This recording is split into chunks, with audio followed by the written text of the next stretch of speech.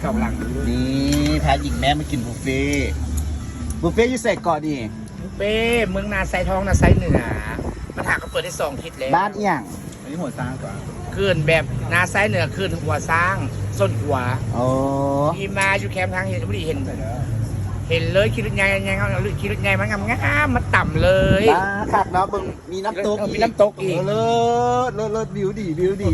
นี่ก็คือบรรยากาศภายในห้างเขาเด้อครับประมาณนี้แหละ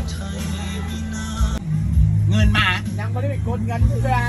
หน้ามันมีกดเงินนะบ่า มันปิดตะเท้ามันปิดแล้วมันปิดเงิน คนละเศษสาว แล้วทำแล้วมันปิดเงินจะสั้นเงินมันออกบ่ทันไปตู้มันกดบ่ได้มันกดบ่ออกเด้อทันผู้ชม บ้ากิกินนแล้วบ่จ่ายก็ได้ กินไปได้ เอาไหมเอากินแล้วบ่จ่ายเอาจ่ายก็ได้เอาไหม แค่นี้โอ๊ยผมจะสาวผ่าน บอมันเป็นบ้าปะเป็นแล้วผู้อื่นมาแล้วมีผู้ด่าเนี่ย ไอ้ต้นเตะตรงน้ำดูเตะตรงน้ำรถเอามาที่ตีน